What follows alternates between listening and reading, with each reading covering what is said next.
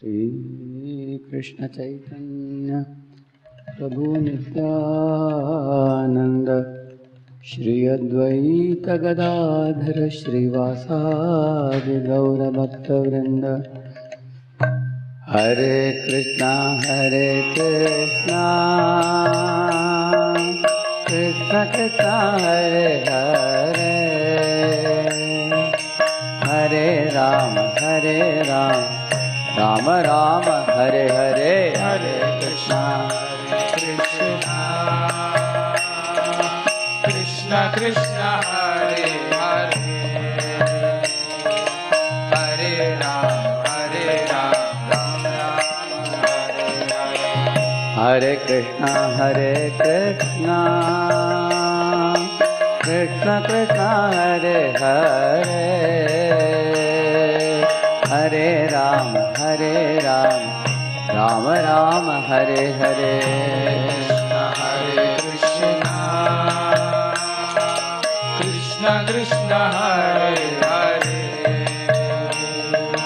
हरे राम राम राम हरे हरे। हरे कृष्णा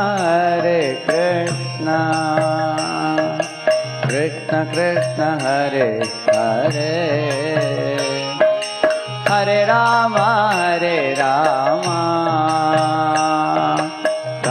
राम हरे हरे। हरे कृष्णा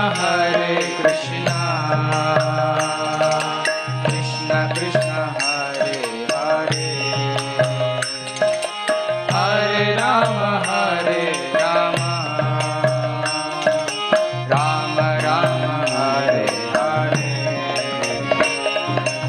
हरे कृष्णा कृष्णा कृष्णा हरे हरे, हरे राम राम राम हरे हरे। हरे कृष्णा कृष्णा हरे हरे, हरे राम राम हरे हरे। हरे कृष्णा कृष्णा हरे हरे, हरे राम राम हरे हरे कृष्णा कृष्णा हरे हरे, हरे राम राम हरे हरे। हरे Krishna Krishna Krishna Hare Hare Ram Ram Hare Hare Krishna Krishna Krishna Hare Hare Hare Ram Ram Hare Hare.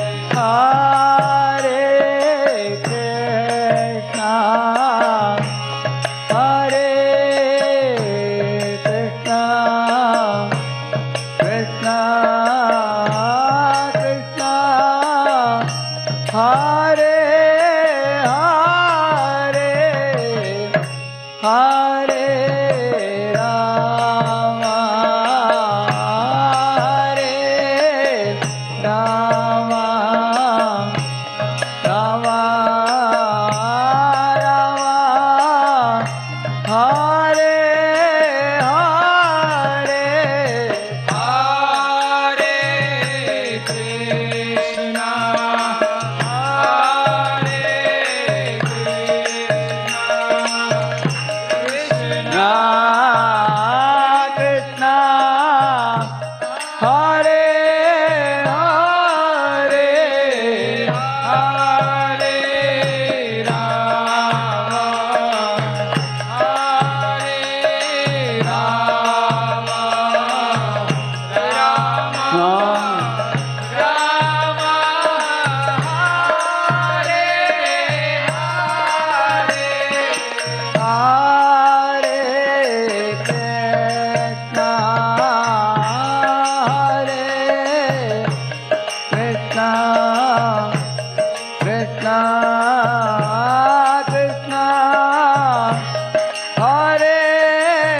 Hare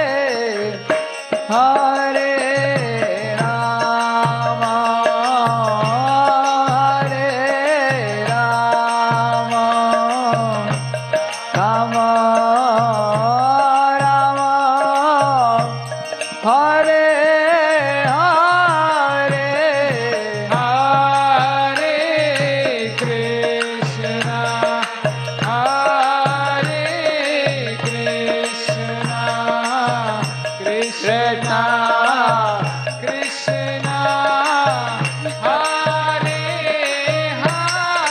Hare.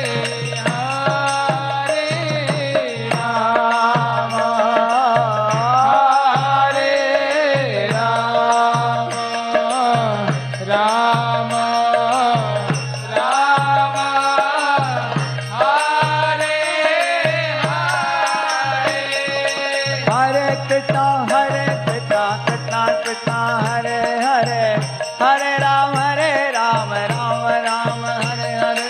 Hare Krishna, Krishna Krishna, Hare Hare, Hare Ram, Ram Ram, Hare Hare. Hare Krishna, Krishna Krishna, Hare Hare, Hare Ram, Ram Ram, Hare Hare. Hare Krishna, Krishna Krishna, Hare Hare, Hare Ram, Ram Ram, Hare Krishna, Krishna Krishna, Hare Hare, Hare Ram, Ram Ram, Hare Hare. Hare Krishna, Krishna Krishna, Hare Hare, Hare Ram, Ram Ram, Hare Hare. Hari Bol, Hari Bol, Hari Bol, Nitai Gaura Hari Bol. Hari Bol, Hari Bol, Hari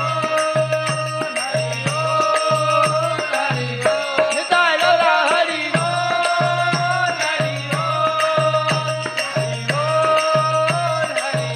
Nitai Gaura Hari Bol, Hari Bol, Hari Bol, Nitai Gaura Hari Bol. कलियुग पावन हरिनाम संकीर्तन की अनंत कोटि वैष्णव वृंद की श्रील प्रभुपाद की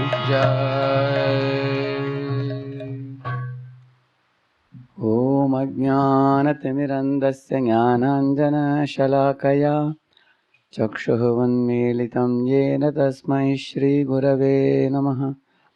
नमो विष्णुपादाय कृष्णप्रेष्ठाय भूतले श्रीमते भक्तिवेदान्तस्वामिनिति नामिने.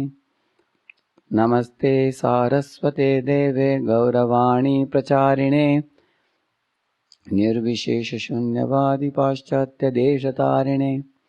वाञ्छाकल्पतरुभ्यश्च कृपासिन्धुभ्य एव च पतितानां पावनेभ्यो वैष्णवेभ्यो नमो नमः. जय श्री कृष्ण चैतन्य प्रभु नित्यानंद श्री अद्वैत गदाधर श्रीवासादि गौर भक्त वृंद.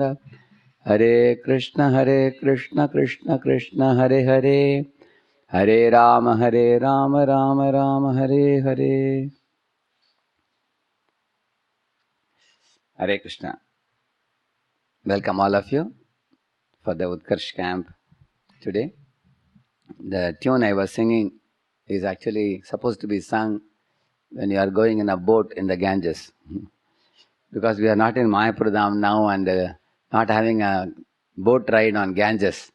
So I thought I will give you the same experience through the music now. Hare Krishna, Krishna Krishna, Hare Hare, Hare Rama, Rama Rama, Hare Hare. So, when lockdown is over, we will visit Mayapur.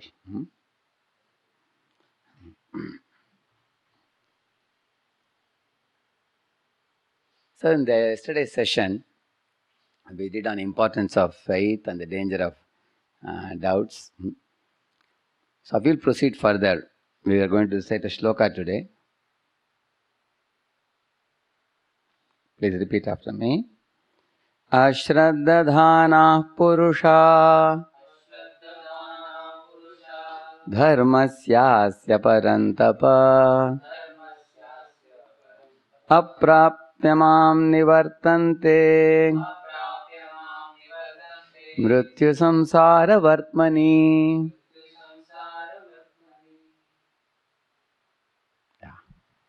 Translation. Those who are not faithful in this devotional service cannot attain me, O conqueror of enemies. Therefore, they return to the path of birth and death in this material world. Bhagavad Gita 9.3. This is the verse I was telling you yesterday. You remember third class devotee, second class devotee and first class devotee. Slow. Slow. Yeah, both. So, you can read this purport. Well, not now. I have spoken yesterday already about it. Third class, second class and first class. So I told you to quickly brief it. The third class devotee is one who comes with some material motivations And when those motivations are fulfilled, they often go away. Or they are coming here, but they are also simultaneously researching out on various other philosophies. They want to try Buddhism, the Vipassana, they want to try different organizations. And sometimes they become more serious here, or they go away for something else, third class. But second class devotees have developed a firm faith. Firm faith in the Bhagavad Gita, firm faith in Lord Krishna, firm faith in the devotees, firm faith in the chanting of the Hare Krishna mantra. And they like this process, and they know that, oh, this philosophy of Krishna consciousness is wonderful. Because every philosophy tells you 5 things. Where are we now? Where do we want to go? What is the path which we have to take to go there? And on the way, what obstacles will come? And how to, remove those obstacles. And lastly, what experience will I get after going there? These 5 things. So from Krishna consciousness point of view, where are we now? We are in the material world. Where do we want to go? To the spiritual world. What is the path we have to take? The path is called the path of Bhakti Yoga, Shraddha, Sadhu Sangha, Bhajana Kriya, Anarthana Vritti, Nishtha, Ruchi, Rati, Bhava, Prema. So there are 9 stages there in this path. That is the path we have to take. And in this path we practice Navavida Bhakti, we call it. Shravanam, Kirtanam, Smaranam, like that. There are 9 processes. Hearing about Krishna, which you are all doing now. And glorifying Krishna, which I am doing now. Smarana means remembering the Lord. And Archana means offering puja to him. Padasevana means Lakshmi ji is serving Lord Vishnu's lotus feet. Dasyam means treating oneself as servant of the Lord like Hanuman. Sakhyam means treating oneself like a friend of Krishna like Arjuna. And Atmanivedana means surrendering to Lord completely like Bali Maharaj. And Ambarish Maharaj did all 9 of them very perfectly. He did. So we do this Navavida Bhakti, and also we go through these 9 stages, and then we ultimately, okay, then what? What experience do you get after you complete perfecting your life? The experience is one can see the Lord face to face. One can meet him, and the Lord is full with 6 opulences. He is ocean of beauty, ocean of strength, ocean of knowledge, ocean of fame, ocean of wealth, and ocean of renunciation. Everything he has in complete. And you will never miss anything by personally meeting him. Because there is nobody better than him for you to, because he is not relative, he is absolute. You will not look for anything beyond him once you meet him. Then after meeting him, what do? We serve. In the spiritual world, we will talk about it more in the future lectures. In home also, what do? For example, you return from the school or college, what do you do at home? You eat with your family members, you joke with them, you play with them, you exchange rasa with them. With your mother, you have a vatsalya rasa. With brothers, you have sakya rasa, isn't it? And in the same manner, when one is married, then with wife, one has conjugal rasa, like that. So these are all mundane rasas, we call it. But in spiritual world, there are spiritual rasas. In this world, the mundane rasa is short-lived, 60, 70, 80 years, and it is finished. Then you get new mother, new father, new brother, new sister, birth after birth. Whereas when you go to spiritual world, we have eternally, we live there. So, if you have faith that there is a spiritual world, and the Supreme Lord is living there, not alone with his devotees, and there is the exchange of love, and love is the ultimate thing to attain in life. There is nothing beyond love. Srila Prabhupada says, love is the last word in transcendence. Prabhupada says. So, what about peace? People ask. Peace is like 0, 0. And right now we are in negative axis. So from negative axis, jnanis try to go to 0, 0. And then after go to 0, 0, peace means what? There is no negativity, there is no pinch of the birth and death. old age and disease, thirst and hunger. There is no pinch of lamentation and illusion and fear and all that. That's good. But there is no positive happiness in 0, 0. It's only Shanti, Shanti, Shanti. But when you go beyond the 0, 0, go to the positive axis, and that happiness extends unlimitedly.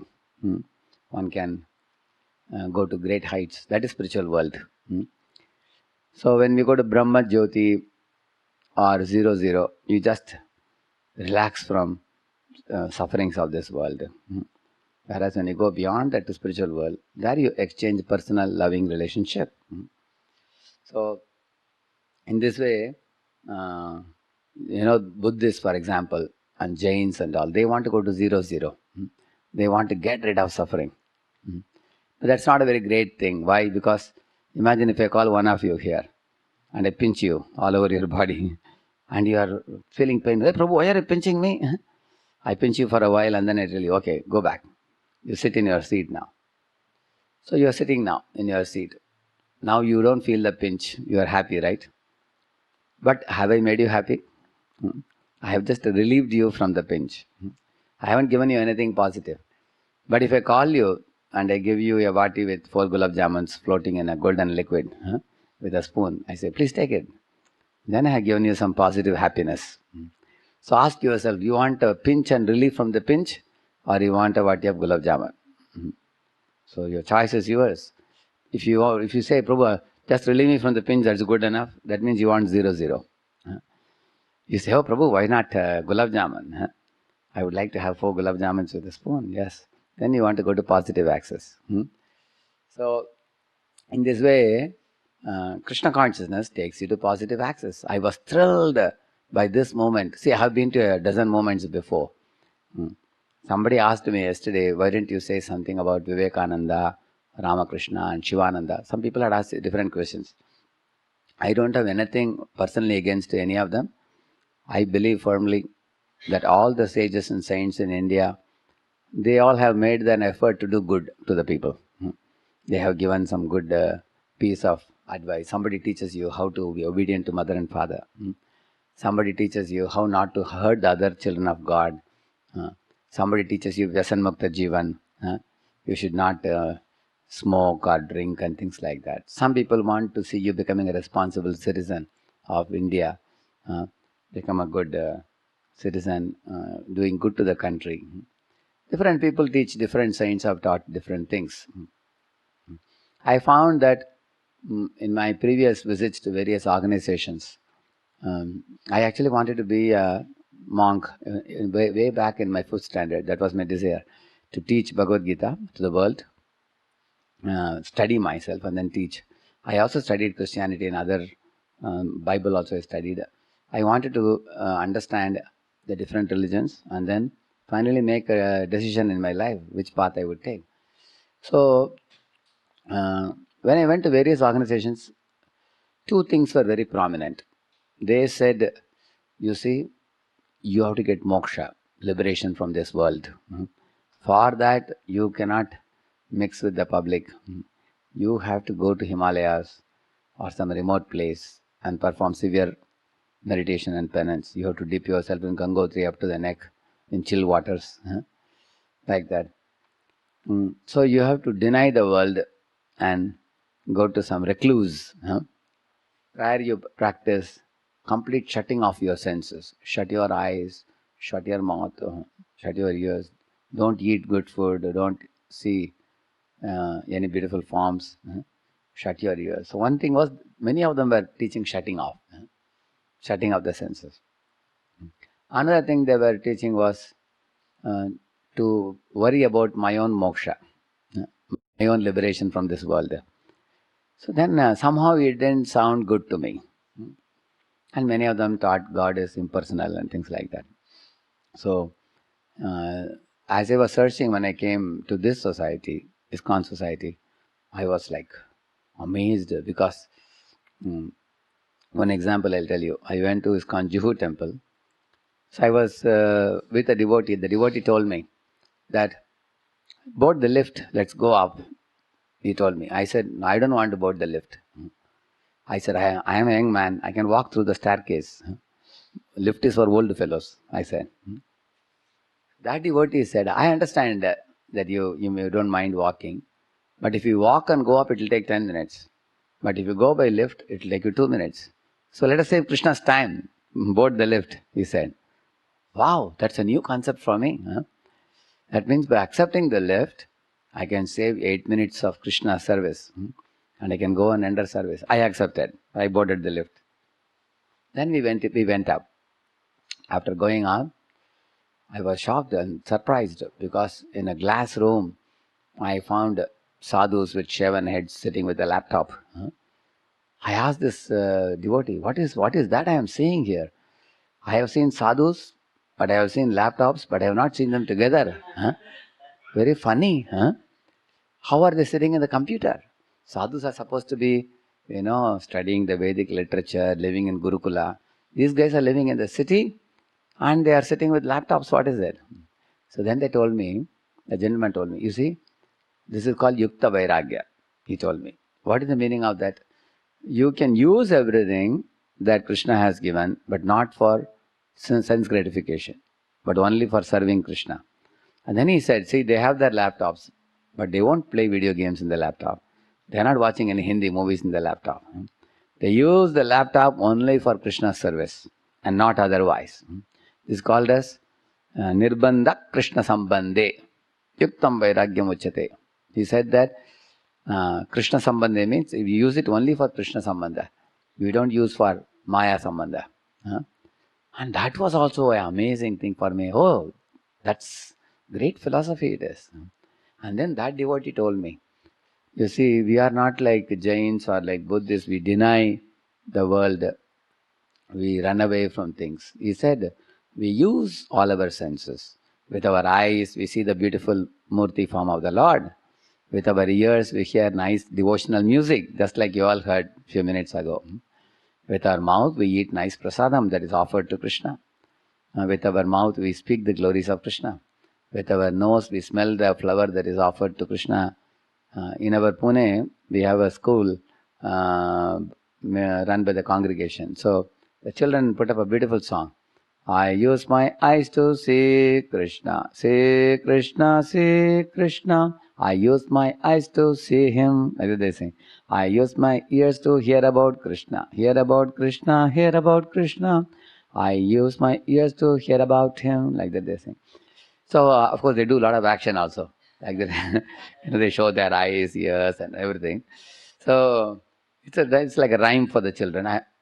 This rhyme, when I heard, I had practically tears in my eyes because this is what brought me to this philosophy. Because I understood that here is a moment which teaches you to engage your senses in Lord's service. You can use your legs to go to the temple of God. You can use your hands to dance for God. You can use your mouth to take prasadam and chant the holy names of God. Then I understood, the Lord has given us senses, and in this way senses can be positively engaged. That's one thing I liked very much. And another thing that devotee told me, see, we don't deny all the creation of God. We live in the heart of the city. Srila Prabhupada wanted us to live in the heart of the city and reach out to the suffering souls and help the people to come closer to Krishna's lotus feet. He said, if you don't preach, we go and sit in Himalayas, then how will the suffering people be saved? And then he was telling about Prahalad Maharaj. He said, Prahalad Maharaj in one shloka says, Naitan vihaya kripanan vimamuksha yeko nanyam tadasya sharanam brahmato nupashye. My dear Lord Narasimha, I don't want to go to Vaikuntha, get moksha and enjoy myself there. But what about my friends? What about my family members? What about the people in the world here? Everybody is suffering. So he said, let me take them all with me. And lastly, I will also come, he said. When I heard these two things, that was the day I decided in my mind, I will join this movement. Because this is a movement which is concerned about the people. It is concerned about delivering the suffering people and taking them back to Godhead. Why only I should go and enjoy? Why not take many more people with me back to Godhead so that they will never have to come here and suffer again? Similarly, why should I shut off all my senses like the 3 monkeys you have seen Gandhi had in his table? Bura mat dekho, bura mat suno, bura mat bolo. But we can use our senses in Lord's service. So in this way, it's a very positive moment, very constructive moment. Although we told you many of the sufferings of the material world, we are not a pessimistic moment. Pessimism means we tell you, this whole world is bad and everything is failure here, everything is suffering. So then you may ask, sir, what am I supposed to do? We say, you also just die, that's all, you commit suicide. We don't say that. We say that the material sense gratification you try to do, you will suffer. But use your senses in Krishna's service, you will flourish. You'll become happy, become obedient to the laws of God, aligned. Therefore I told you, acceptance of God, alignment with God, acting for the pleasure of God, acting on behalf of God.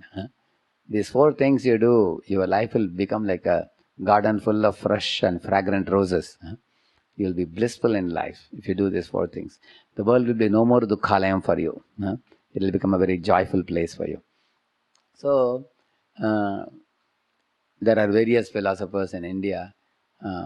When Vivekananda was preaching, he actually spoke a lot about nationalism at that time, because his concern was to keep Indians together and not get, all of them fighting with each other. Because Indians were fighting with each other locally, the Mughals could invade India at one time. So there is a lot of talk about awaken, arise, and talking about the unity. And also his guru Ramakrishna spoke a lot about, Ramakrishna's books were the first books I came across in spirituality in my 6th, 7th standard. So there is a lot of talk about bhakti also there, devotion also. At the same time, there is a talk about impersonalism also. I feel that many of the people in India, the saintly people, they teach about God, they teach about good things. At the same time, if they don't come in one of the four sampradayas, authentic sampradayas, Brahma Sampradaya, Rudra Sampradaya, Sri Sampradaya, Kumara Sampradaya.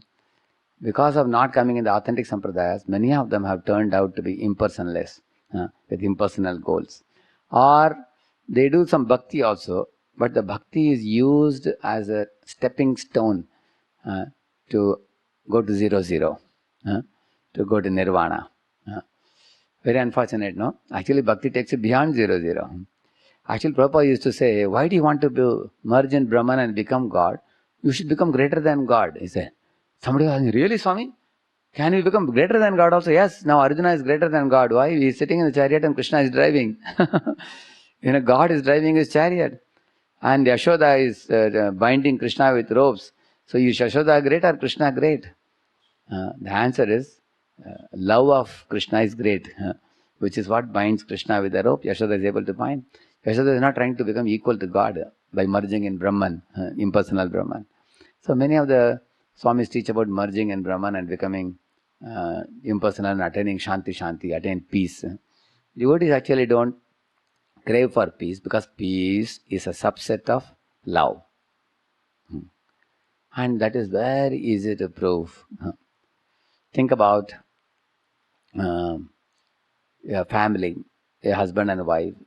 As soon as they got married, they very dearly loved each other. They put up a beautiful home. They have a couple of small children. They are a united family. They go to market together. They go to various places together, temple together. But imagine one day, suddenly there was a quarrel between them, difference in opinion. And, gradually the fight became intense. Both are shouting at the top of their lungs. Sometimes it happens like that. So, and every day when the man returns from the office, the fight starts.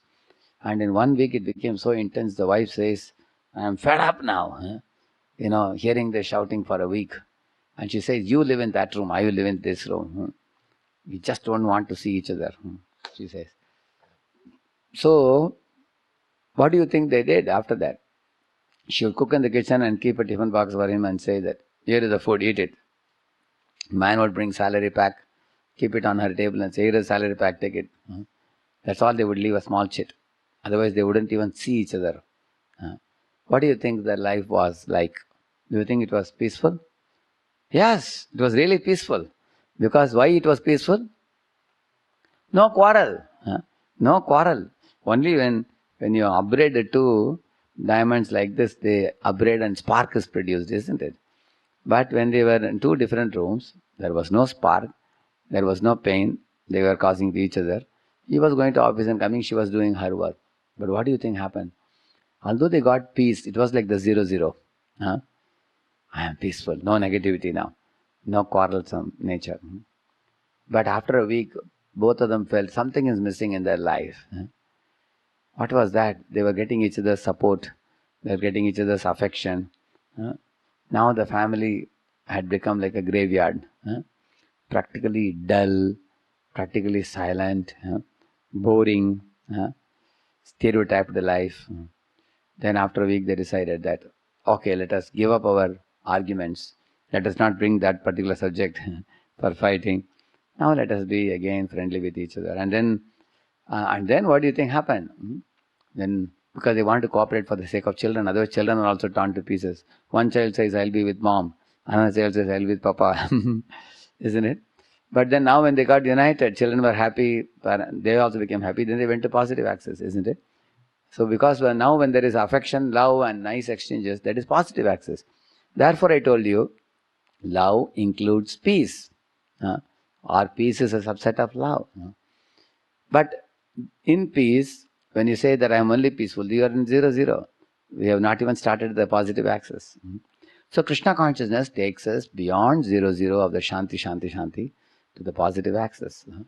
By engaging our senses, engaging our mind, and letting you live in the heart of the city, meeting people, you actually live with people in the city. Like I am brahmachari last 25 years. I came to Krishna consciousness in 1991. 94 I joined. So from 94 to now 2020, last 26 years I am in city. But somebody may say, you are in city? Does the city not affect you? Does the city not pollute you and everything? Actually, as you progress in Krishna consciousness, you will see, in the early stage of Krishna consciousness, there is a lot of onslaught of Maya from all directions. But as we proceed, our absorption goes from material to spiritual absorption. We have enough homework to do for Krishna. There is no time to bother about Maya's glitter and glamour. Actually, even when I see, women wearing lipstick and putting nail polish and showing, I only feel pity for them. The body is a dying carcass. The body is getting old and disease and death. We have seen for even Hollywood, Bollywood actors, how youngsters become old eventually. You've heard the liquid beauty story. So, I only feel pity because when you study the Shastra and see the people in the city, you can see how people are suffering. And then when you go to them with the desire to give them chanting, prasadam, programs and everything, people take it. And we can distribute a lot of books. I go home to home and distribute Srimad Bhagavatam sets every year. Last year in December we went to 650 places, 650 Bhagavatam sets were distributed. So it's one of my greatest hobbies to go to home and put up a program and distribute Bhagavatam sets. So in this way, I feel very jolly in Krishna consciousness to reach out Krishna to the homes. Not only we should keep Krishna in the temple, take Krishna home to home and make the family members, children, old people, young people, everybody to chant Hare Krishna, like this. So in this way, you will see that Krishna consciousness gives you very nice engagement for your senses. And also it's very fulfilling because you are able to serve the people, help the people by giving them the best gift you can give in their life, isn't it? Like for example, imagine if Tata or Birla's son, small boy, somebody very rich man's son like that, if he's wandering in the street, what best service can you do for him? If he's weeping, you may give food, or you may give some clothes, you may give him medicine, which is not a bad idea, which is also good. But that's not all. The boy is still going to cry. After eating food, he will cry. After taking medicine, he will cry. After putting on the new dress, still he will cry. But an orphan means he is crying for the parents. So take him back to the parents. Once he meets the parents, parents can give him hundreds of dresses and hundreds of items of food to eat and everything. So our moment is doing that work only. It is taking the suffering people, suffering orphan like children of God, and connecting them back to their Supreme Father, who says, Aham Bija Pradakapita, Krishna says in Bhagavad Gita.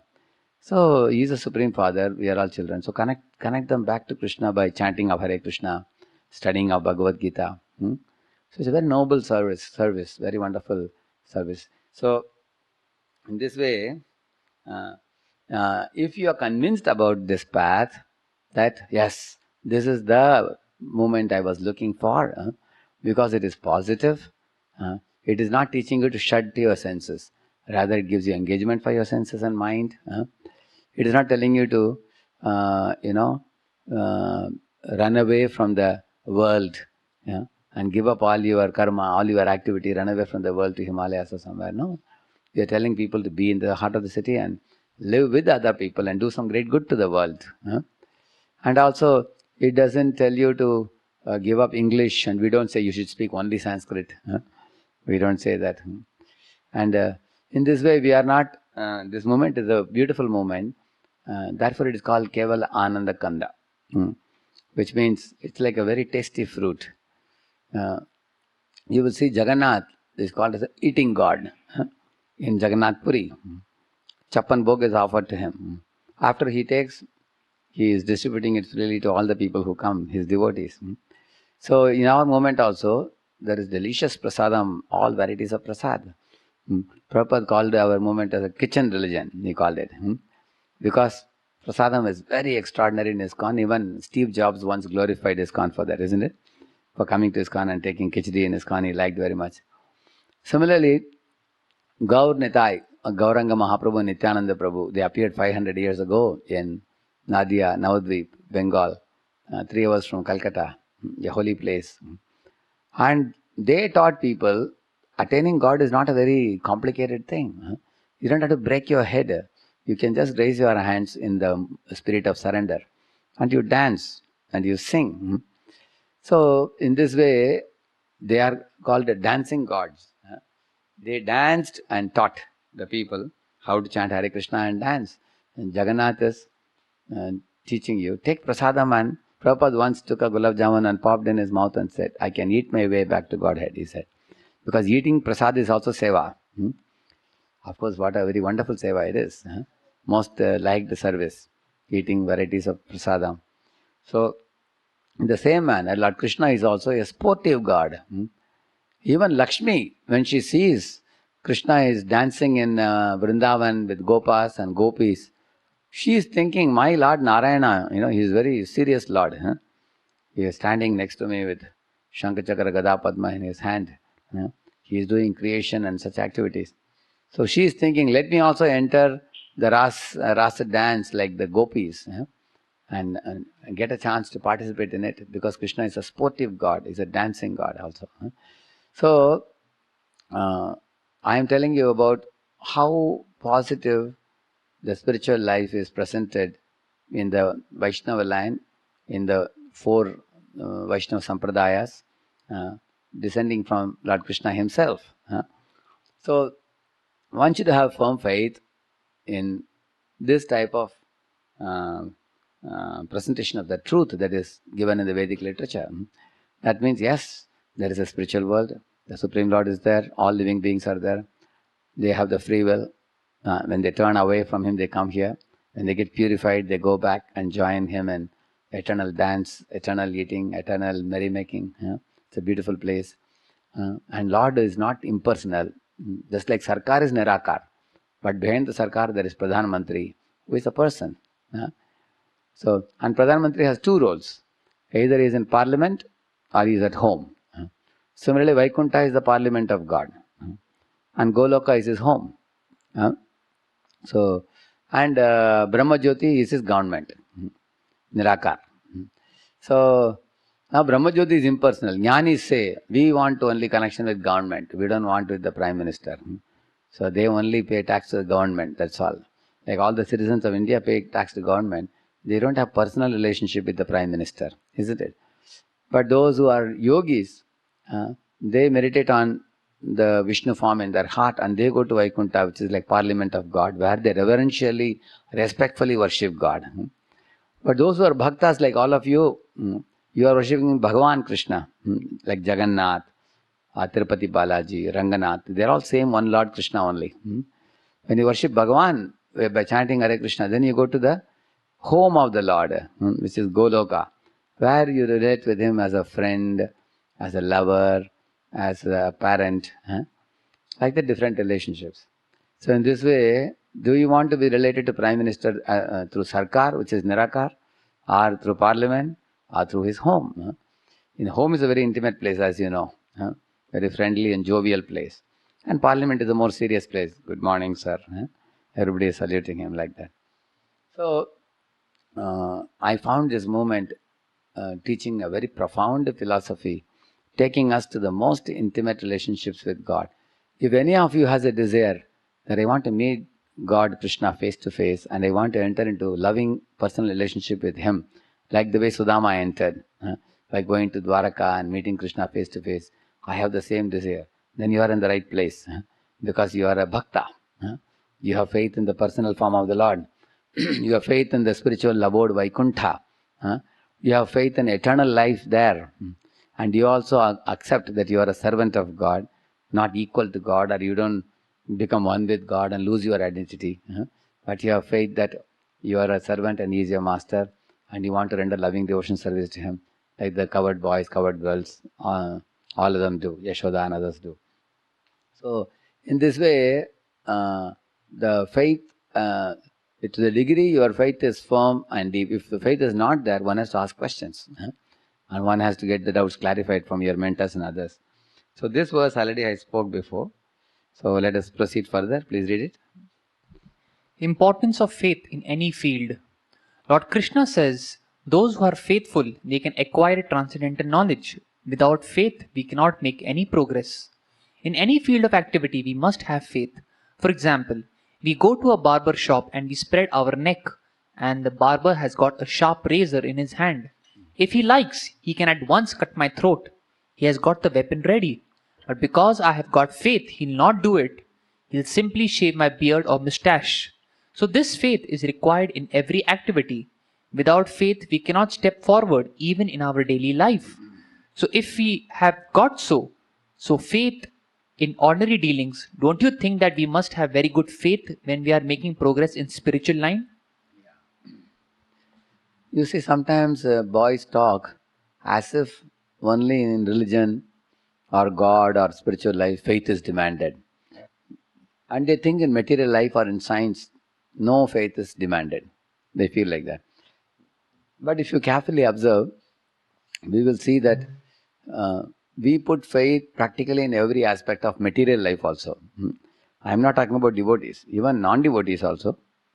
They put faith in everything. For example, you know, September 11, when the Twin Towers crashed in America, when two planes entered this thing. What do you think happened? All the airports practically had to close down for a couple of weeks. Because everybody thought aeroplane is going to enter into some building and crash. Some terrorists are doing something, people got really worried. But do you think people stopped traveling in planes after that? Similarly, Air France company, 3 planes crashed in the same month. Air France. And a lot of people, hundreds of people traveling in the plane. Crash means you can't count the bones also. When the whole plane crashes, you're finished. Just everything turns into dust, that's all. So do you think other people have stopped traveling in planes now? After the plane crashes have happened or September 11 incident happened, people still do. Keep traveling because they have faith that, okay, I'm buying a ticket, I will sit here, they will land me in America. People put faith. Okay, in case they don't put faith, then you can't do your work in this world. The world is so created that you are forced to put faith that I hope and pray my plane will not crash, isn't it? Similarly, myself had gone with some 20-30 students of NIT Suratkal in those days. We went to the Malpe beach. And to our great surprise, we saw that we were the only ones there. Nobody else was there. And we were surprised why at this time a lot of people come, generally for tourists come. Then we saw the tourists, but they were far away from the ocean. Because just 2-3 days before that only tsunami had come in our coast. In which place was that? Correct. So when Tsunami had come, 3.8 lakh people had died. Lanka, India border. 3.8 lakh people died in tsunami. Huge, like a mountain of water coming. So after the tsunami happened, for the next 1 or 2 weeks, people were afraid to go to Marina Beach or Malpe Beach. They would not go near the ocean. Why they were not going? Because there was a fear. One more tsunami may come. But now what do you think now? Do people go to sea beach or nobody goes now? People go. That means people are risking their life. Anytime tsunami may come anywhere. Generally, you will find that the ocean never swells beyond its brink. It doesn't swell. It has been like that always in the history. But now modern scientists have admitted, because they have disturbed the environment very badly, and due to which there are environmental disorders which are causing these type of new problems, and they are saying. But whatever it be, I am saying that people put faith when they go to the seashore along with their small tender baby, husband, wife, and sitting and watching the ocean waves, and they're hoping that tsunami will not come. Are they not putting faith? In the same manner, think about it. When like all of you are very young boys now, say when you become 27, 28, you may want to get married. Then you may see the girl's family, your parents are trying to match the horoscope, and you are hoping that the girl will be a good girl. Parents sometimes show you 4 or 5 photos. Generally, the boys choose the girl who looks very fair and very beautiful, generally. Because their mathematical assumption is, if a girl is beautiful, she will have good qualities also. Is it true? If you see in Srimad Bhagavatam, we find Suruchi and Suniti. Suruchi, the word Ruchi means what? She is very beautiful. Suniti means very moral. So Suniti was not good looking. She was a Gunavati. Whereas Suruchi was Rupavati. That means what? She had a beautiful form, but she would shout like that. Isn't it? So imagine you chose one photo of a beautiful girl. Mother, father showed you 5, 6 photos. You chose one. She is the one who looks the best. I think I will get the maximum happiness by marrying her. But then after marriage, you find she keeps yelling every 10 minutes. Pow, pow, pow, pow. Is it not true? So, but you are entering marriage with what? Faith. You are hoping that because she is good looking, I hope and pray that she will be a very good person also. Correct, no? Because most boys don't see whether a girl is Gunavati or not. They often see Rupavati. That's very common. So, therefore, we put faith. With good faith only enter the married life. Everybody has a destiny also, which will decide what type of match one may get. But the point is what you enter with faith. Similarly, there are many people who go to the hotel to eat food, but sometimes there is food poisoning in the hotel. How it happens? Because sometimes very stale food is being served. Sometimes in the train also you find people are selling puri sabji. They generally announce it. Garam puri, garam sabji. Garam means what? Just now they heated and brought. ये गरम पूरी गरम सब्जी 4 दिन का माल है. It's a 4 days mal. 4 days ago he cooked this puri sabji. Now he is heating and bringing and giving to people. So when you eat, it's tasty because of heat, but immediately we will find little stale taste will come. So you eat it, you get severe stomach pain because of that. Because you put trust in him that it's a hot food you purchased and ate. So are people not putting faith? Like I saw one farmer sitting in the train, he purchased a big Pepsi bottle and he wanted from the fridge. And then he was drinking practically whole Pepsi bottle. And he has a small baby, kid. He is feeding baby also. And even small kid also is feeding. Because these are ignorant fellows. Is he not putting faith? He may put faith in Pepsi but not in God. You can see that there are people like that. So, actually, there are researchers which show that if you put a tooth in a Pepsi bottle for a week, keep it, it dissolves. So there are various kinds of drinks coming nowadays which are very deadly for the health. But who cares? People just blindly put faith. Like even I used to think this fruity is very nice mango juice, very pulpy and very nice. Later on my chemistry teacher said, she showed me outside, you see, contains no fruit juice or no fruit pulp. Really? No fruit pulp also, no fruit juice also. Then I asked the madam, what is it? She said, this is starch. You know, kanji, starch. They call it starch, they call it. You know, when you make rice, some water comes in the top. That is called starch. So this is starch. Then I asked, but madam, but this is yellow in color, how? She said, they have put a yellow color. Some kind of color they have put. And she said, but it tastes like mango pulp. I said. She said, they have put acid in that. They have put what do you call it? Some kind of chemical. Huh? Artificial essence, not acid, I mean artificial essence. Mango type of flavor they have put.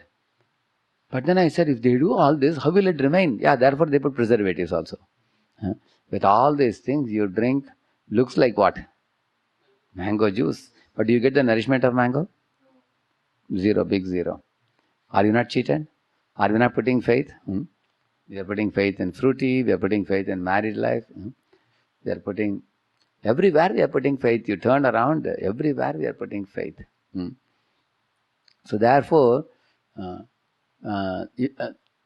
actually we can give 2 dozen examples. I am just giving you a handful of examples now.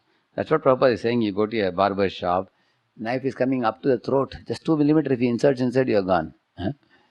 But imagine if the barber had a connection with one of your sworn enemies.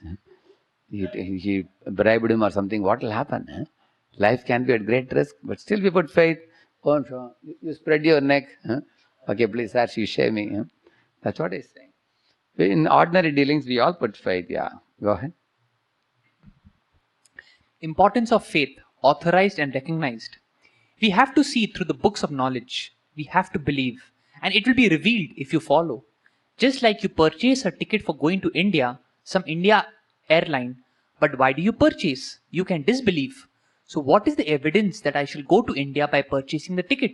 But still with faith, because people are going there, the company is running, under certain circumstances, you create some faith. Yes, it will take me. And actually, when you purchase ticket and sit down on the plane, next morning you get down. Why you are accepting that faith? Because it is a company which is authorized, which is recognized, and therefore you are creating faith. Yeah. Similarly, let us take Bhagavad Gita. Is it not authorized and recognized? Like you will see, it's recognized by scientists like Oppenheimer and Einstein. It's recognized by very big politicians like Dr. Radhakrishnan and Gandhi and Rajagopalachari and all of them. It is recognized by world-renowned literary people like Henry David Thoreau, Emerson, people like that. And also you will find one of the books that is most commented in the entire world is Bhagavad Gita. It has more than 800 commentaries. No other book has so many commentaries. That means the words must be weighty words. Otherwise, why people are commenting on it?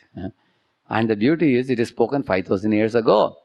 Still, it is relevant to the people. Management gurus are writing books based on Bhagavad Gita. So many managers, leaders are deriving a lot of benefit from Bhagavad Gita by studying Bhagavad Gita. Gandhi says, whenever I am in depression or stress, immediately I turn my attention to Bhagavad Gita, he says. So Einstein found some of the verses of Bhagavad Gita answering his query about, time travel, his query about quantum mechanics. Like 9.4 and 9.5 verses of Bhagavad Gita, Einstein found them most interesting. So he sought advice from many of the Indian people to get an explanation about it. So in this way, Bhagavad Gita has many scientific principles. Bhagavad Gita has many management principles, leadership principles. There are many teachings for the students also. Krishna says balanced lifestyle, mind management, self-management. There are so many things. So in this way, Bhagavad Gita is not like a outdated, obsolete book which is forgotten. But right here, today and right now, it is giving you a lot of knowledge how to live in the world. And Bhagavad Gita also gives you information about the next world, the spiritual world. How to perfect our life. How to elevate our consciousness by purifying it and go back to God. So therefore, it is a recognized book, it's an authorized book, and many great personalities have appreciated it. I'll just show one quick small thing, video.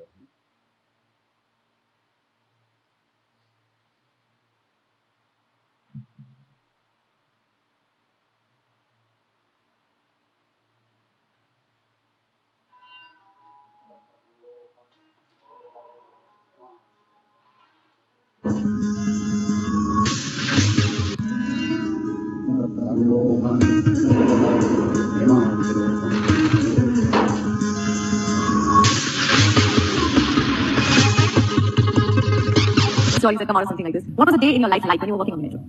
Well, normal thing. Delhi, I used to wake up at 4:30. Nowadays, I wake up at 4 o'clock in Kerala. That's the secret of all efficiency, I tell you. 4:30 I get up, then I do the normal routines and then do some pranayam. Then I read Bhagavatam, Srimad Bhagavatam, for about 45 minutes. Every day. Every day. Religiously, whenever I am at headquarters. Because when I am on tour or traveling, it's not possible. Yeah. Then, afterwards, we have our, I do some yoga. My God. I do yoga about 45 minutes, have my breakfast, and leave for the office early. I'm one of the first to reach the office. Yeah, the reverse Well, clock. before- The reverse clock is running in your head 24/7. I see. But I've also heard that you also never carry files at home, and nobody can call you unless it's an emergency, which is like the best way to do things. Is that right, or is that a rumor? No, it's true. I don't carry work home if I could manage it. Because I always felt that at home, I must have the time privately for myself and my family. Unless there's an emergency, I don't encourage people to contact me also over phone. Wow. This is nothing But- short of a perfect life. But then in the office, we are very busy. Everything is done in the office. Yes. So 9 to 5:30, we manage to complete all the works within that time. I was reading about you, and it said that you've been transferred about 25 times. And I think the wisdom of the Gita, somewhere you said, had kept you grounded. Is that correct? Well, to be precise, in my first 15 years of service on the Indian Railways, I got 25 transfers. How is that possible? Somehow it happened like that. Okay. Some of it is, I would say, planned for my future career, because they wanted me to expose to various aspects of railway working. That is one way. The other was because I was handy available as a bachelor. It can be shunted anywhere. That was another reason, perhaps. So you saw a lot of the country. Yes, but that really helped me quite a lot. And it also helped me to evolve a philosophy that one should not take transfers as a punishment. So you actually converted the punishment into a possibility to understand and explore a little more. I won't call it a punishment. I would say it's an opportunity given. What is it about the Gita that inspires you so much that you read the Bhagavatam every single day? It gives practical tips how to solve the day-to-day problems of life. And that is what is required. In any professional life, there are so many problems coming up, and Gita helps you how to tackle these problems. That's going to inspire a lot of people out there to go and read the Gita if they haven't really. I think it is required. Do you recall anything offhand that you read in the Gita that you still live with today? There is one sloga in Gita which is very, very appropriate and necessary for every doer, everybody. Mukta Sango Anamadi Dhrityutsaha Samanvidaha Siddhi Asadhyo Nirvikara Sakarta Satvika Uchyade. So if this was translated from Sanskrit to English, what would it say? It only means whenever you do a work, you should not be bothered about the fruits of that work. I mean, you should not expect any gain out of the work for yourself. Then you should do it in such a way with full dedication and full enthusiasm. And you should not be dismayed by the good results or the bad results. A man who views his work in that fashion is a virtuous doer. It means that. And that's what you embodied for yourself as well. That is what I practice. Amazing, na? So now you saw this man, the brain behind the metro. He's the man, Metro Sridharan. So you find many people like this, top-notch people. They are applying Bhagavad Gita in their lives. So I was telling you about many people. Here is one gentleman you saw yourself. Very wise and intelligent people at the top level people. They are applying Bhagavad Gita in their lives, and they are practicing it also. You can see that for yourself. So Bhagavad Gita is recognized, And it is also authorized.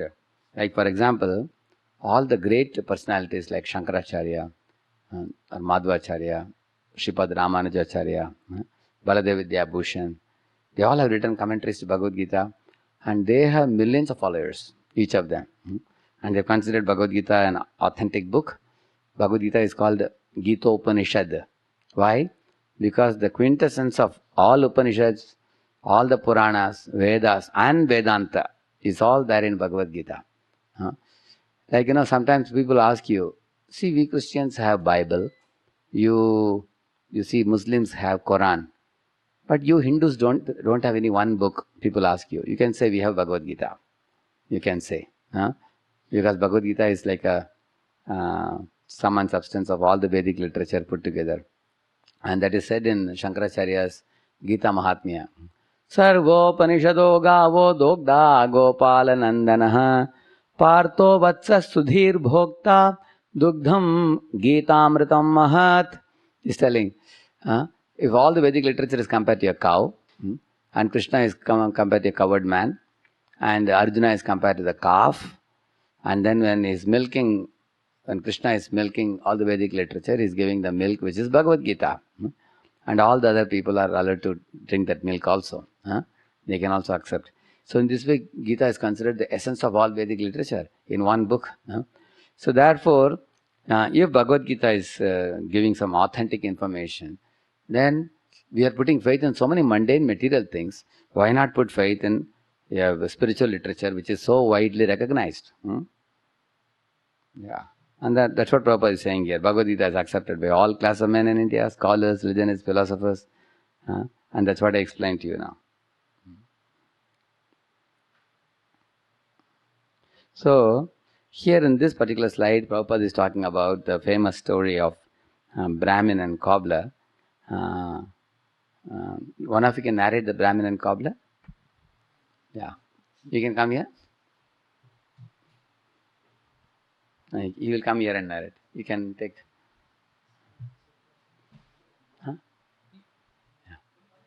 Yeah. Otherwise, you can act and show also. Who can act? So, one of you become Narada. All three of you act. You can turn the camera. They will do a spontaneous drama on Brahmin and cobbler. Let us see. And if they commit mistake, I will add in between. Something. So you all can see quickly.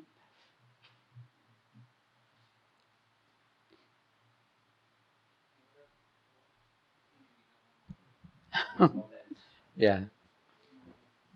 Who is Narada? Who is Brahmana? Narada. Is Narada, yeah. So the one holding the mic now is Narada now. Okay. First you have to meet the Brahmana first. Yes, yes. You are the cobbler. And you show the Brahmana. Yeah. Give the mic. Hare Krishna. Oh, Brahmana. So how are you? Narayana, Narayana. Narayana, Narayana. How is everything going on? Ask me now. Ask me. So this Brahmana, So I am going to this meet. Narada came to meet this Brahmana. This Brahmana was a very popular person, famous person. He had 5,000 disciples, and he had done 10,000 yajnas, and he was extremely popular. Wherever there was a huge program, he was the most invited person to be the leader. So now Narada is coming to meet him to just have a chat with him, and now they are going to have a dialogue regarding going back to Godhead. Let us see what they talk. Yeah. So where are you going? So actually, I am going to meet Lord Narayan in Vaikuntha. Really, you're going to Yeah. meet Lord Narayan Yeah. in Vaikuntha? Yeah. After going there to Vaikuntha, can you tell me what Narayan was doing? Actually, I'm going there now. So do you have some question for him, for Lord Narayan? Yes. The question that I have is, Yeah. tell me, when you meet the Lord in Vaikuntha, please tell me what he was doing. Okay, fine. Actually, the Brahmana asked, you saw my qualification. I have done 5,000 yajnas, I have 10,000 disciples. So, no.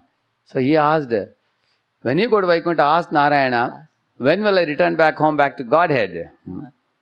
And then the Brahmana said, by the way, you don't have to even ask the question. I know very well. I am so overqualified for going back to Godhead. Like that he said. Then Narada got up, and when he was walking, he was saying, this Brahmana seems to be very proud.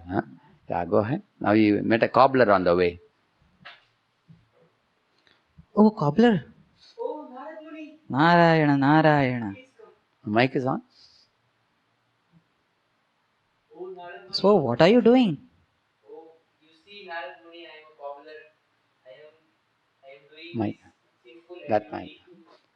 But it's my great fortune, Narad Muni, that you have come here. By the way, you are going somewhere, Narad Muni? Yeah, actually, I am going to meet Lord Narayan in Oh. Vaikuntha. Really? Do you have something to ask from him? Should I ask something for you? Yes, Narad Muni. Actually, you know the way I live. I have so much these sinful things keep on doing over in my life. At the same time, I know it will take a long, but still, can you ask Narayan that will there any possibility that I will come back to him after some many lifetimes? Oh, yes, definitely. I will ask him and I will let you know as and when I go there. Thank you, Thank very you. thankful, Narad Muni. Narayana, Narayana. So when Narada was going, he thought, this cobbler is a very humble man. He lives in a thatched hut. And although he is very simple and low born, still he is very humble and a very great devotee of Narayana. Anyway, let me go and meet Narayana in the spiritual world and check with him. So now Narada can say, what happened in Vaikuntha? So, when I went to Vaikuntha, I met Lord Narayan there. And Lord Narayan, he was so beautiful. He was looking, his arms were tender and delicate. He was wearing very gorgeous dress. He had Kaustubh Mani on his chest. And when I met him, I asked this question to Lord Narayan, that I met the Brahmana also, who was very austere, who was doing lot of tapasya and who was very confident that he will come back to you in just one lifetime. And I also went to the cobbler, but he was considering himself so very sinful and he was feeling that I will not come back to the Lord even in millions of lifetimes. So I asked the Lord that what did he feel about both of these people? And mysteriously Lord Narayan, he replied to me that this Brahmana, you know, he is very proud. So he will not come to me even in 1 million lifetimes. After 1 million lifetimes only he will get the chance, the opportunity to come back to me. And I was astonished. And when I asked about the cobbler, the Lord said to me that this cobbler, he is having so much devotion, so much faith towards me that he will come back to me in this lifetime itself. So the Lord, he saw my perplexity and he then said to me that you go back again to both of these people, and when they ask you that what was I doing, then you tell to both of them that I was putting an elephant through the hole of a needle. And when you get their replies, then you will understand that what I was saying was extremely correct and extremely perfect. So now I am going back and I am meeting the Brahmana first and then I will meet the cobbler. Narayana, Narayana. So, Brahmana, I had just gone to the Lord of Vaikuntha. I went there and I personally met Lord Narayan. Okay. Narada, you're coming from Vaikuntha.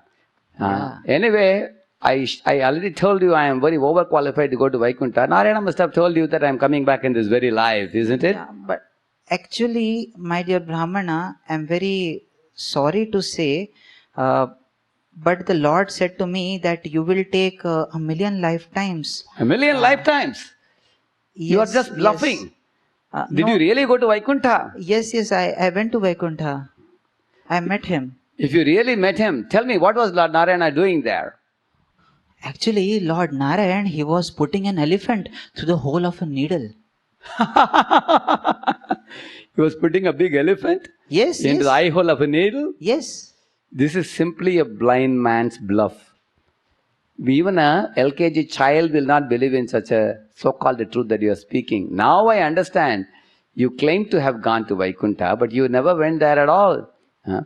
And probably you are not sufficiently informed about my qualifications. If you wish, you may stay here along with my disciples, and you can also join them, being one of them, if you wish. Otherwise, if you are going to go around telling people that I will take million lifetimes, people will laugh at you here. Anyway, you carry on. Narayana, Narayana. Now I understand. This Brahmana is very proud and he considers himself to be very great, but actually does not have much faith in the Lord. Now I'll go to the cobbler. Let us see what he says. Oh, great personality, Narad Muni, please come, please come.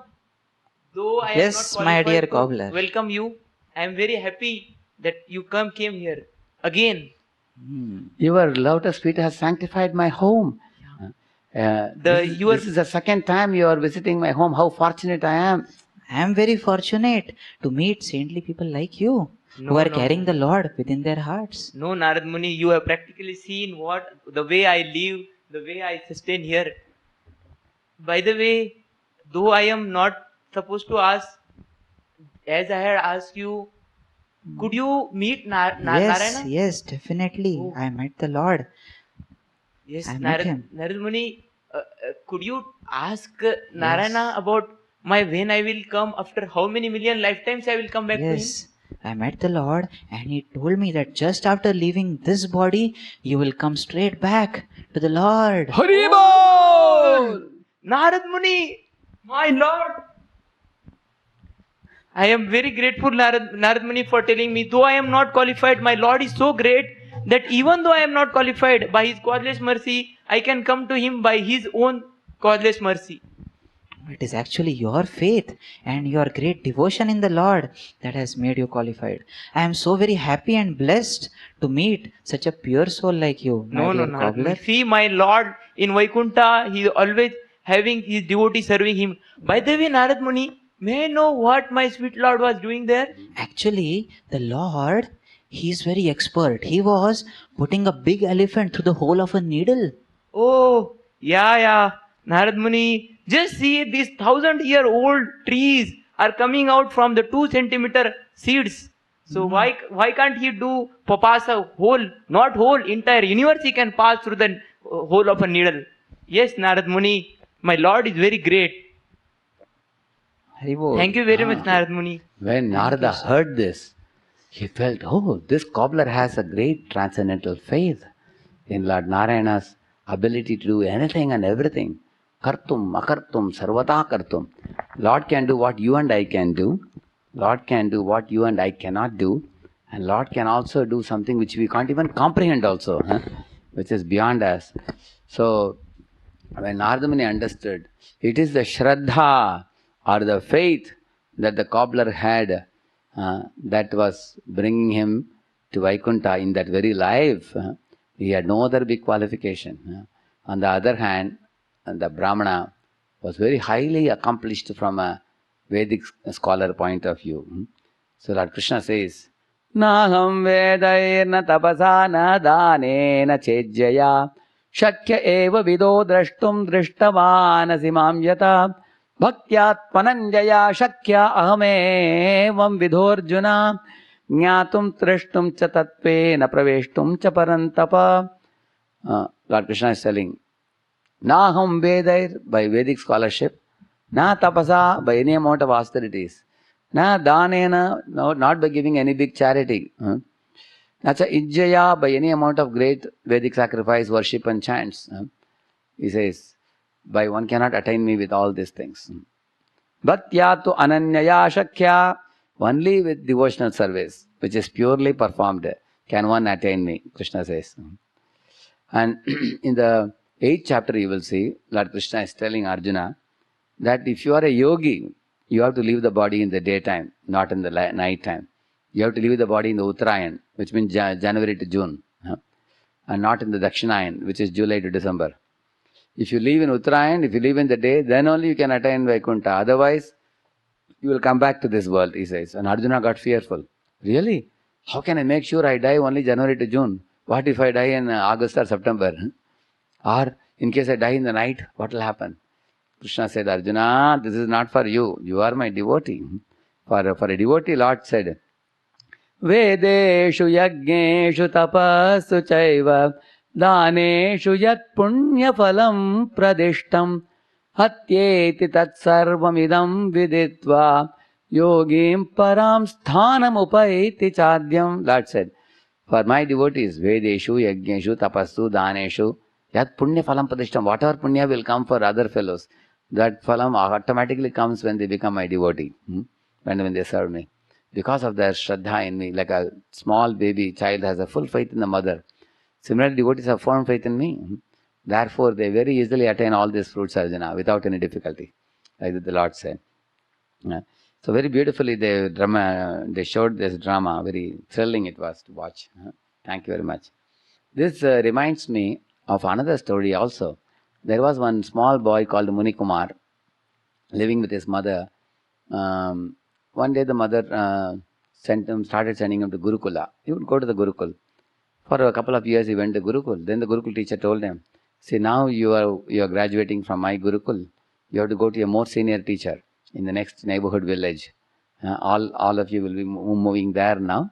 Please study under that particular teacher for higher standards. So the boy had to go. He told his mother. And then next day onwards he started going there. But the problem was he had to go through a jungle. And while going through the jungle, it was a thick jungle. There was a pathway to go from one village to another. But he was always fearful. Walking in the jungle, maybe some ferocious animals may be there. Sometimes you would hear the roaring of a lion or a tiger, or sometimes snakes, sometimes elephants. Of course, they would come to drink water in certain places. So the boy was a little worried. One day he told his mother that, Mom, now I won't go to the Gurukula anymore. I am afraid to cross through the jungle. Mother said, my child, why are you afraid? You have your elder brother who is always guarding you, protecting you. You have nothing to worry. He said, elder brother? I never knew I have a brother. Who is that? Tell me. Mother said, oh, you don't know. He is very handsome. He has curly locks of hair. He wears a peacock feather. He plays on his flute. He has a pitambar, which is golden golden color pitambar. And he wears a beautiful Vaijayanti Mala garland in his neck. And he wears beautiful jewelry. His face is always decorated with a beautiful smile. And his eyes are like lotus petals. And he is Sham Varna. So, his name is Gopal. So, she said that, you just call him Gopal, immediately he will come. Whenever you have any danger, any fear. And she was Gopal's great devotee, this lady, this Mataji. So the boy became very happy. Thank you, mother. Now I am very confident to go to school now. So he took his bag and started going. So one of the days, on the way, he saw a snake crossing the road. Immediately he shouted, Gopal! He shouted, and immediately Gopal came, sure enough. And the next moment, the snake vanished. And Gopal caught his hand and escorted him up to the end of the jungle. And the boy went to the Gurukul and was so happy meeting his elder brother Gopal. Now he became practically fearless after that. Even when he would hear sounds of lions, tigers, he had no fear at all. Because I just have to call my Gopal and he'll be there for me. So one of the days, it was Guru Purnima day, all the students had planned to bring some eatable for the Guru. Some nice preparations they wanted to bring and give to Guruji. So the boy was also thinking, I will also make some nice thing and bring in a vessel for my Guru tomorrow. But the problem was when he went home, his mother was sick, feverish. So he thought maybe she will get well tomorrow early morning. I will ask her tomorrow. But the problem was next day early morning, again her fever had even more increased. So he felt, how can I ask my mother for any support? Any eatable? Now I think she won't be able to cook. And I also don't know to cook anything. So then he walked out of his house with empty hands, with a very sad heart. But in the midway in the forest, suddenly he remembered, maybe I can ask Gopal. He will provide something. Then he called for Gopal, and Gopal came sure enough. And even without his asking, he gave him a vati, a vessel, with some, it's called paramanna, we call it. It's like a sweet rice type of thing. Not sweet rice, condensed milk. Condensed milk. So he gave him in a small vessel. And the boy was so happy. Oh Gopal, how do you understand my heart without even My telling you, so kind of you. I can go and give it to my Guru. So when they reached the Gurukula, when he reached, the Gopal vanished from there, and then he went and kept it. And the Guruji saw, everybody has brought big vessel. This fellow has brought only one small vessel. Okay. So he took it and transferred to another vessel. But then in that big vessel became full. Then he transferred from a small vessel. Have you ever seen? Om Purnamada Purnamidam. Purnat Purnam Udachyate. You say, no? From a Purna Vati, whichever vessel he put it, that would become full and this will remain full. So the Guruji was like taken aback. He called this boy privately and said, hey, tell me, where you got this from? He said, my elder brother Gopal gave me. Gopal, I only know you are the only son of that lady. Do you have an elder brother? He said, yes, sir. And then he asked him, tell me, how does he look like? Then he told, he wears a peacock feather, he is Sham Varna, he plays on his flute, he wears colorful dress, he has a very beautiful pitambar, he has Vaijayanti Mala. And the Guruji was thinking, the Guruji was an impersonalist. But he had studied the scriptures where he had heard description about Krishna. He said, really? Do you really see him? He said, yes, I see him. Does he talk to you? Yeah, he talks to me also. Really? It's amazing. Okay, now take me to the forest and you call your Gopal and let me also see him also. And then Guruji said, I'll hide behind the bush, okay? Then you call for him. And the boy said, no, you don't have to hide behind the bush, sir. You can be with me. I just like that call and he comes. He said, no, you won't understand these things. I will hide. So he hid himself in a bush. And then he was seeing like this. Whether the Krishna Gopal is coming or not. And the boy started singing. Gopal, Gopal, Gopal, Gopal, Gopal, Gopal, Gopal, Gopal, Govinda, Govinda, Gopal, Govinda, Govinda, Gopal, Govinda, Govinda, Gopal. Govinda, Govinda, Gopal. Govinda, Govinda, Gopal, Krishna, Govinda, Govinda, Gopal. Govinda, Govinda, Gopal. Krishna, Govinda, Govinda, Gopal. Govinda, Govinda, Gopal Nandalal.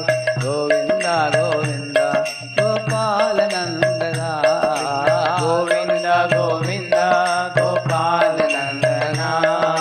Govinda, Govinda, Gopal Nandana. Gopal Nandalal, Gopal Nandalal, Gopal Nandalal, Gopal Nandalal. Gopal Nandana, Gopal Nandana, Gopal Nandana, Gopal Nandana. Gopal, Gopal, Gopal, Gopal, Gopal, Gopal, Gopal, Gopal.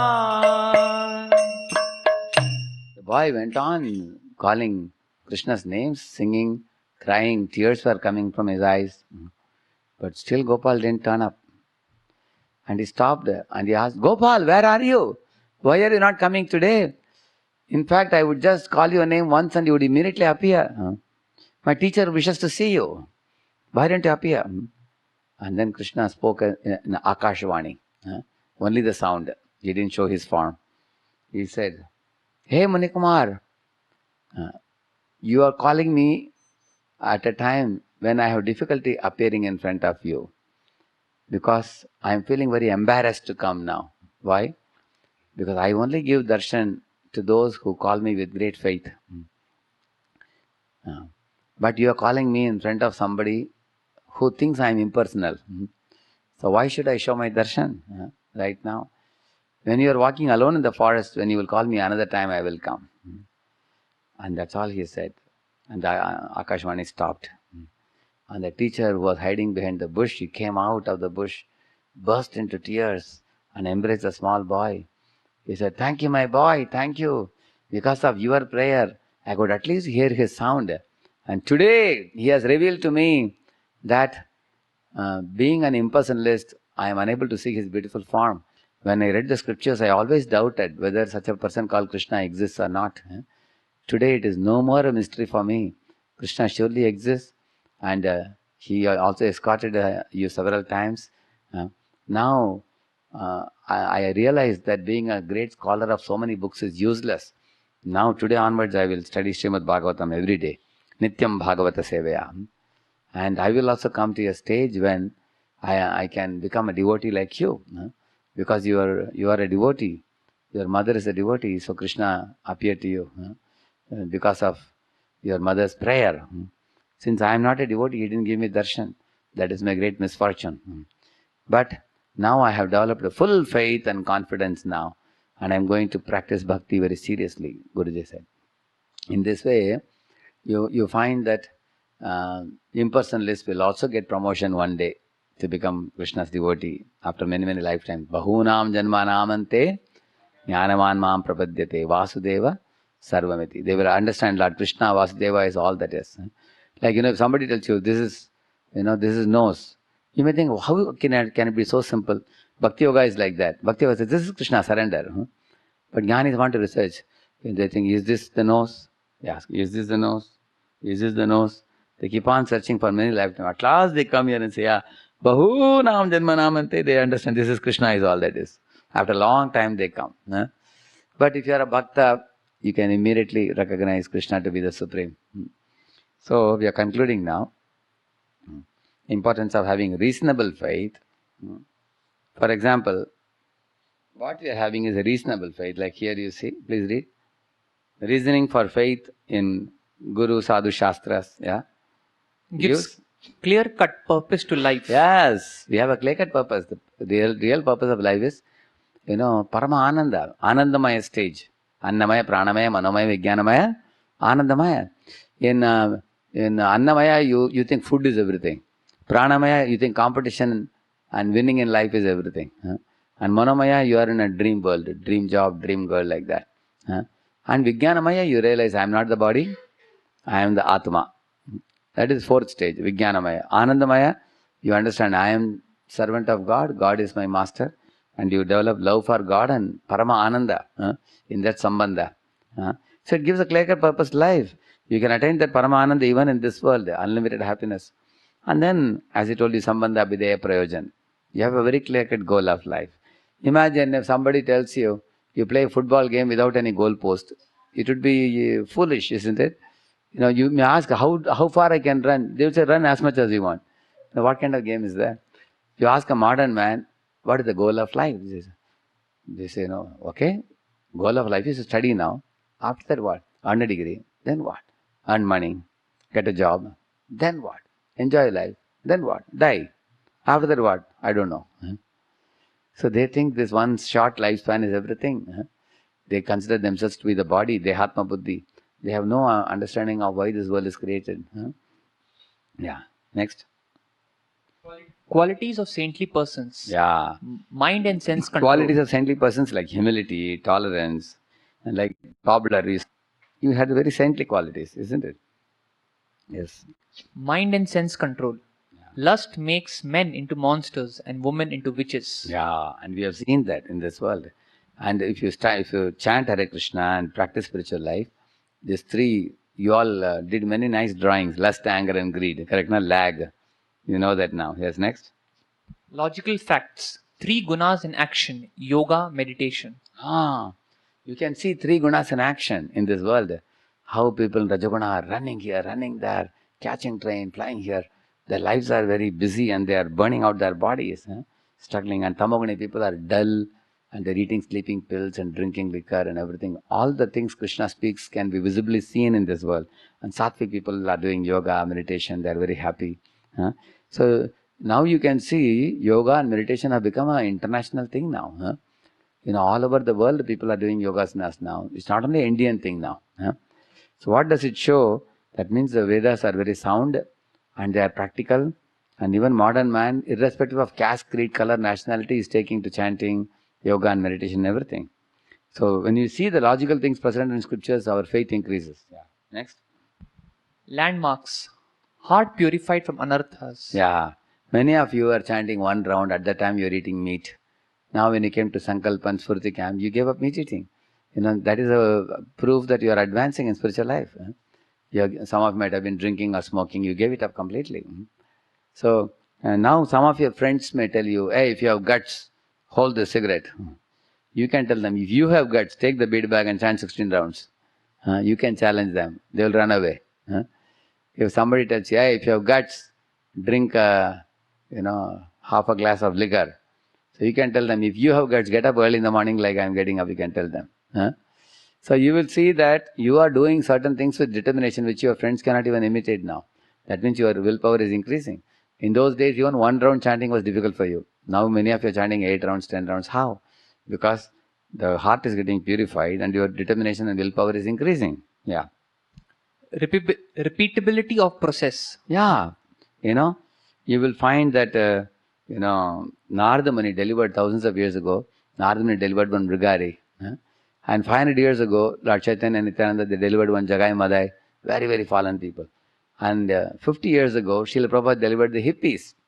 And right now, we all are getting delivered also. From all bad habits, and we are all elevating. So it's a repeatability of the process of chanting Hare Krishna and spiritual life. Yeah. So, I will continue this tomorrow. Now we will conclude with this. We have exceeded the time. 4 o'clock I'm supposed to finish. We have one more day tomorrow, no? Tomorrow I'll finish and take questions also tomorrow. If they have given questions, I'll take them tomorrow. Okay? Srila Prabhupada ki, Gaur Bhakta Vrinda ki. Thank you very much.